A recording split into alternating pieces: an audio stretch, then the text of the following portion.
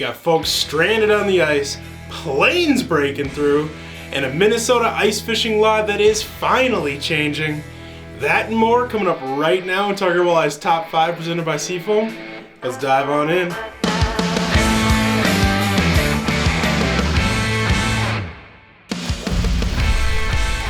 Despite what the calendar might say, it's still early ice out there. And just last weekend, 35 people had to be rescued on Upper Red Lake after the ice that they were on separated from shore.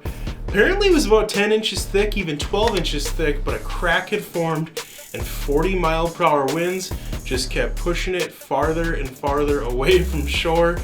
Emergency responders ended up having to use an airboat to shuttle people back and forth. It sounds like they were stuck out there for a total of about 4 hours. And by the time everyone was brought back shoreside, that gap had opened up to about 200 feet of open water. And in typical crazy ice fisherman fashion, what were they most concerned about? We were still fishing. I mean, we were having a ball. Everyone was kind of just, all right, who's got the beer? Who's got this? Who's got that? We were fishing. Kind of like in the South when they have hurricane parties is kind of what was happening. Ice heads are a different breed, but I'm glad morale stayed high and everybody made it off okay. And just when you think things on Upper Red Lake couldn't get any crazier, these dudes see your ATVs and side-by-sides and raise you a plane. Apparently the folks flying that Cessna 172 Skyhawk had departed from Grand Rapids earlier that morning, were zipping over for a quick little day of fishing on Upper Red Lake. They did a flyover, determined what they thought was a safe area to land, and apparently landed fine, but there was no snow on the ice, and so it took them a long time to slow down, and they slid all the way into a sketchy area where it sounds like where the nose of that plane broke through, there was maybe only 1 or 2 inches of ice. Seeing those pics and hearing about the sketchy ice, I was assuming that they were way out in the middle of the lake, out by the old rock pile or center bar, whatever it's called, trying to get there before everybody else. But apparently they were just a half-mile offshore in the southeast corner of the lake, which is crazy that there's still pockets of 1 to 2 inches even in shallow there. Don't worry, everyone was okay. The duo was apparently just wet from the waist down. They were brought into a local resort where they were given dry clothes. I'm assuming some adult beverages. And like I said in number 1, I'm just glad everyone was okay because it could have been a lot worse.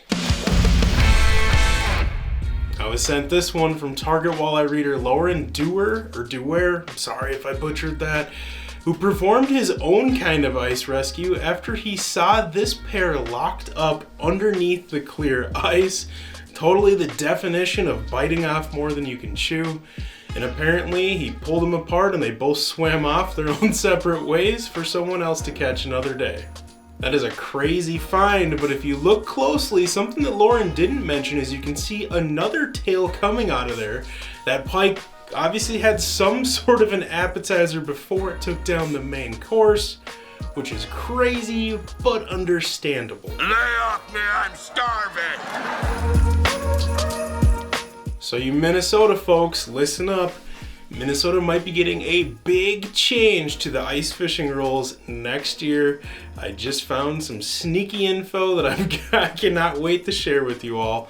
So one thing that we've all been wondering about for years is why automatic hook setting devices such as jaw jackers or automatic fishermen are not allowed in Minnesota.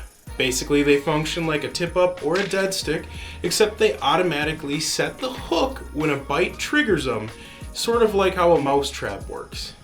In my experience using them in other states, fish that you catch on those are almost always hooked right in the lip, and they're just primed for a healthy release. Whereas with a tip-up, you're letting them sit there and eat it for quite a while before you shuffle over there to set the hook. Those fish are almost always gut hooked. I mean, they come up and they're bleeding before you ever even touch them. So anyway, I recently came across this post on the Minnesota DNR's Facebook page where they were sharing a link to the brand new 23-24 regulations.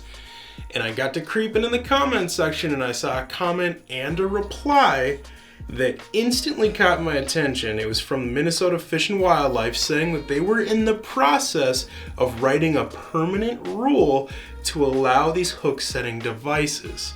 Speaking as someone from Minnesota, I cannot wait to finally be able to use the technology that I'm pretty sure every other state in the United States, and I'm pretty sure every province, already allows. I think Minnesota's the only one that can't use them. Check your local regs, obviously, but it just makes sense, in my opinion. You're gonna have less gut-hooked fish and more fish able to be released, and maybe you'll catch a few more fish. So that's all the info I have for now, other than it sounds like it will be not this year. If it passes and everything goes through, it will be the following year. But obviously by that comment, things look promising. So you're telling me there's a chance? Yeah! Lastly, I just want to salute you diehards, you animals who are still out there getting after it in the boat when it's almost January. And it looks enjoyable. I mean, there's basically three things that could be going on. Number one, those dudes are trying to get as far away from their wives as they possibly can. Number two, they're just crushing fish. There isn't another boat on the whole lake and they're having the time of their lives.